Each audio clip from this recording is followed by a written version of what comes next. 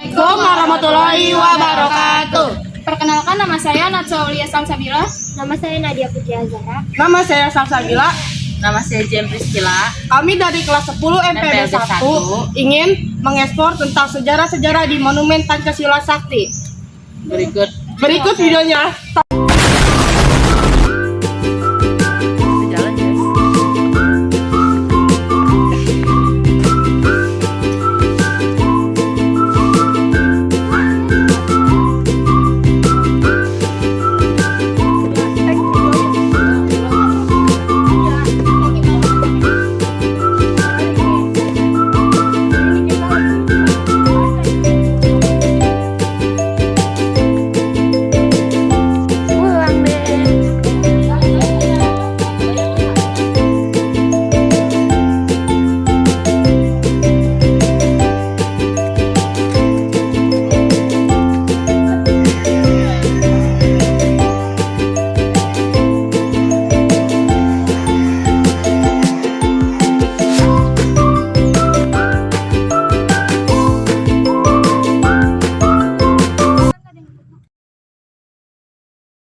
Ini adalah kendaraan Panzer Saraken yang dimana ini adalah tank pada zaman G30 SPKI.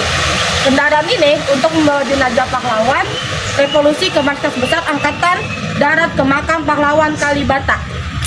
Di sini saya akan menjelaskan tentang mobil truk Doge tahun 1961. Pro Polisi B2982L ini adalah replika kendaraan jemputan PN Arta Yasa, sekarang divisi cetak uang logam Perum Peruri, yang dirampas oleh pemberontak G30 SPKI sekitar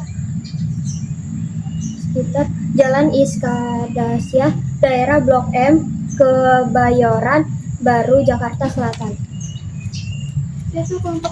Di sini saya akan menjelaskan tentang dapur umum. Rumah ini pada tanggal 1 Oktober 1965 digunakan sebagai dapur umum bagi anggota pasukan pemberontakan G30 SPKI.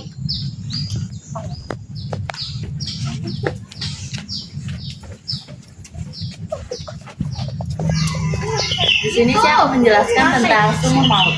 Pada tanggal 1 Oktober 1965, PKI menggunakan sumur tua sedalam 12 meter dan berdiameter 75 cm untuk mengubur 7 jenazah pahlawan revolusi.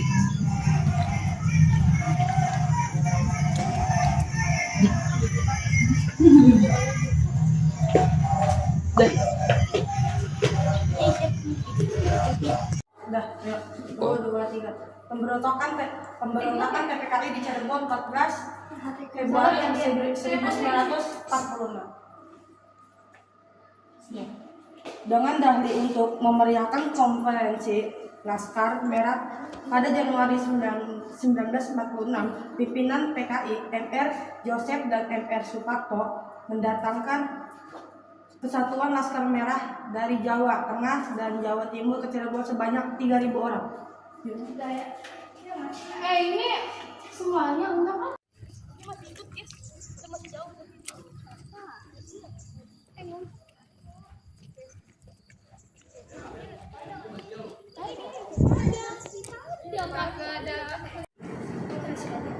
Sampai naik itu.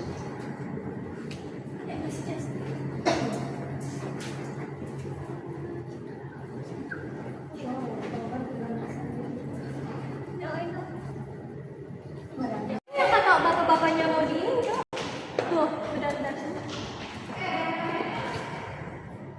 121 perangko-perangko yang dicetak seri Presiden Soekarno pada tahun 1964. Pada tanggal 30 September 1965, Partai Komunis Indonesia berusaha mengambil alih pemerintah RI. Usaha kudeta ini dapat digagalkan oleh Jenderal Soeharto.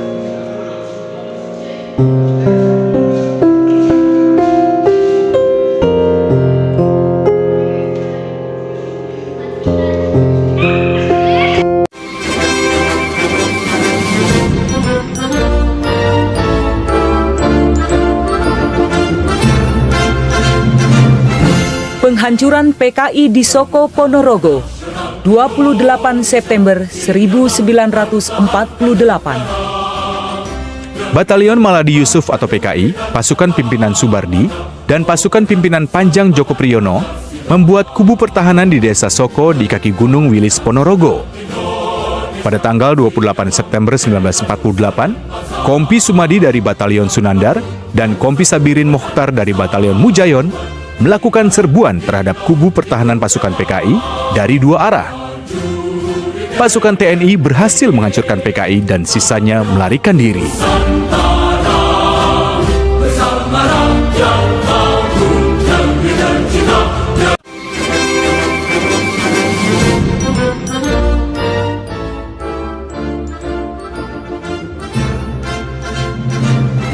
Operasi Trisula di Blitar Selatan, 20 Juli 1968. Setelah PKI dibubarkan, sisa-sisa PKI berusaha membangun kembali partai dengan cara membentuk basis-basis gerilya yang disebut Komite Proyek atau Kompro. Melalui Kompro Blitar Selatan, PKI membentuk Sentral Komite atau CC dan Komite Daerah Besar atau COB Jawa Timur. Sebagai persiapan gerilya, mereka menyusun kekuatan bersenjata, membangun kubu pertahanan, melakukan agitasi serta propaganda. Dengan diketahuinya kegiatan mereka, Kodam 8 Brawijaya segera membentuk Komando Satuan Tugas Trisula yang bertugas melaksanakan operasi militer untuk menumpas gerakan tersebut. Dalam salah satu operasi, tanggal 20 Juli 1968, berhasil ditangkap sejumlah anggota PKI.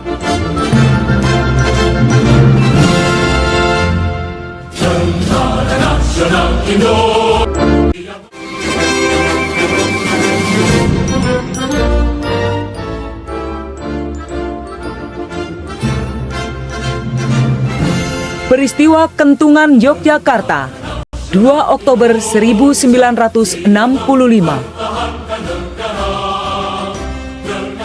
Pada tanggal 1 Oktober 1965 di Yogyakarta, G30 SPKI berhasil menguasai RRI, markas Korem 072, dan mengumumkan pembentukan Dewan Revolusi.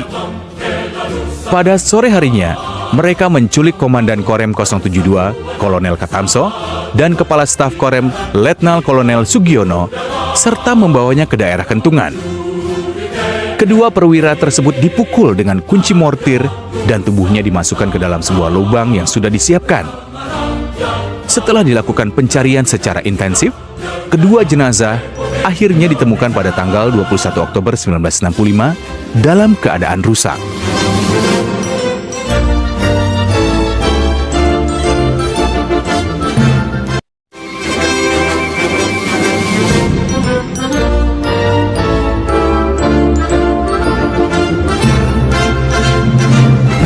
Penghancuran PKI di Soko Ponorogo, 28 September 1948. Batalion Maladi Yusuf atau PKI, pasukan pimpinan Subardi, dan pasukan pimpinan Panjang Joko Priyono membuat kubu pertahanan di Desa Soko di kaki Gunung Wilis Ponorogo. Pada tanggal 28 September 1948, Kompi Sumadi dari Batalion Sunandar dan Kompi Sabirin Mokhtar dari Batalion Mujayon melakukan serbuan terhadap kubu pertahanan pasukan PKI dari dua arah. Pasukan TNI berhasil menghancurkan PKI dan sisanya melarikan diri.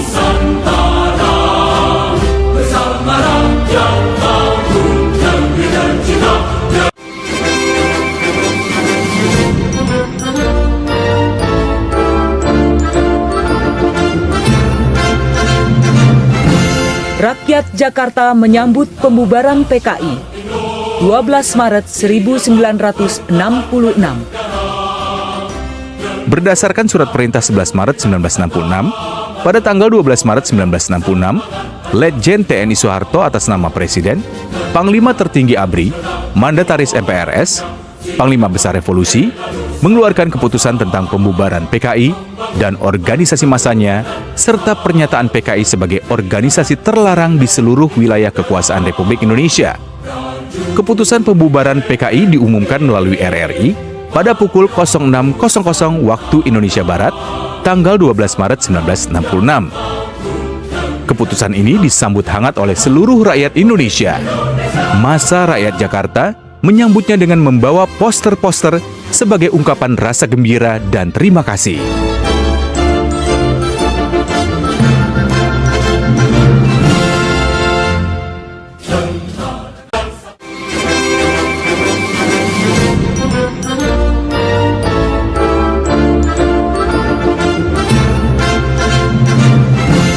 Penguasaan kembali Gedung RRI Pusat 1 Oktober 1965.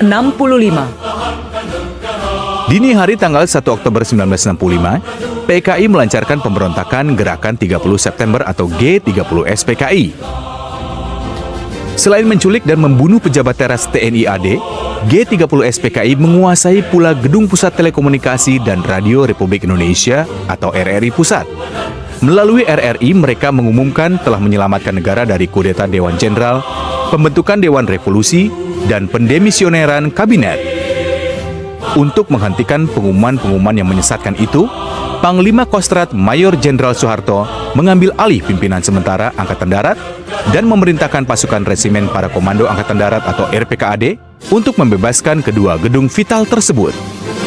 Operasi tersebut berhasil menguasai kembali Gedung Pusat Telekomunikasi dan RRI Pusat.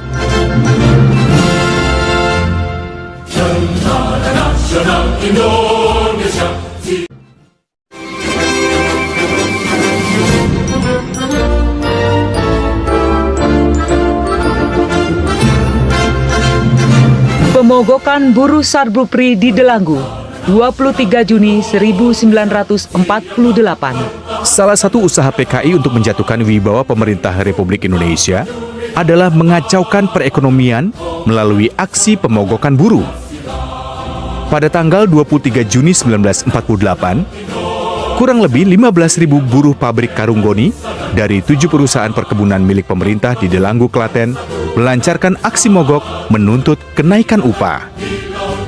Mereka adalah anggota Serikat Buruh Perkebunan Republik Indonesia atau Sarbupri, organisasi buruh PKI.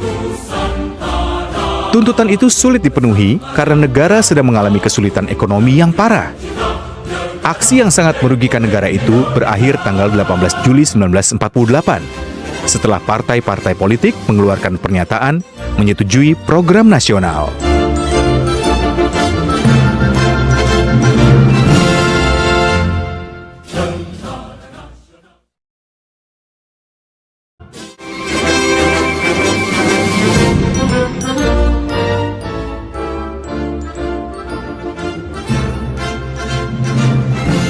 Sidang Mahkamah Militer Luar Biasa Mahmilub 14 Februari 1966. Untuk menumpas G30 SPKI, pemerintah melancarkan operasi militer dan operasi justisi. Sebagai realisasi operasi justisi, pemerintah mengaktifkan kembali lembaga Mahkamah Militer Luar Biasa atau Mahmilub. Sidang pertama Mahmilub berlangsung tanggal 14 Februari 1966 di Jakarta terhadap Nyono bin Sastrorejo, anggota Politbiro CCPKI. Ia dijatuhi hukuman mati karena terbukti sebagai perencana dan penggerak G30 SPKI.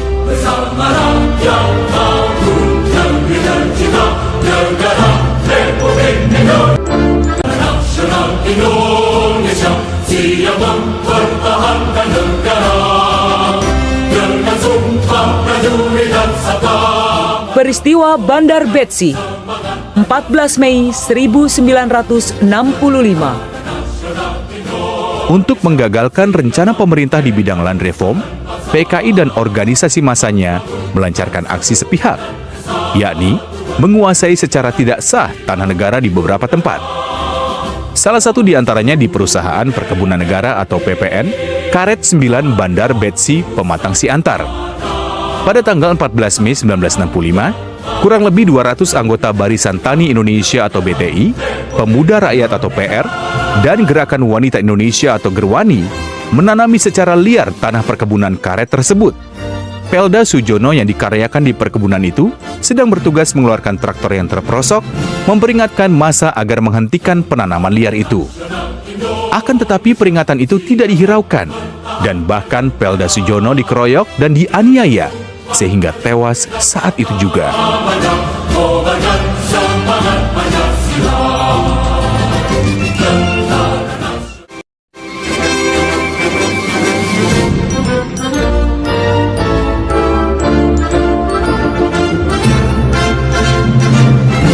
Penangkapan Amir Syarifuddin 29 November 1948. Dalam upaya menyelamatkan diri dari serangan TNI, pimpinan PKI Amir Syarifuddin tiba di daerah Purwodadi. Ia dan rombongannya bersembunyi di Gua Macan, Gunung Pegat, Kecamatan Kelambu. Pada tanggal 29 November 1948, tempat persembunyiannya dikepung oleh TNI. Dan akhirnya Amir Syarifuddin beserta beberapa tokoh PKI lainnya menyerah.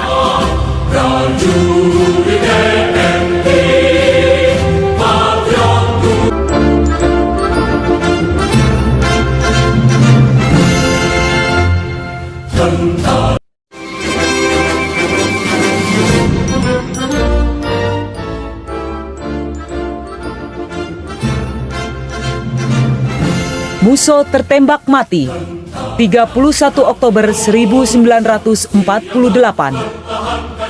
TNI berhasil menguasai beberapa daerah pertahanan PKI, sehingga PKI dan pasukannya melarikan diri dan berusaha menguasai Ponorogo. Setelah gagal menguasai Ponorogo, pimpinan PKI terpecah menjadi beberapa rombongan. Musso yang menyamar bersama pengawalnya tiba di desa Semanding, Kecamatan Sumoroto, Ponorogo. Di tempat ini pasukan TNI memerintahkan supaya ia menyerah. Musso menolak dan melawan sehingga terjadi tembak-menembak. Dalam peristiwa ini, ia tertembak mati.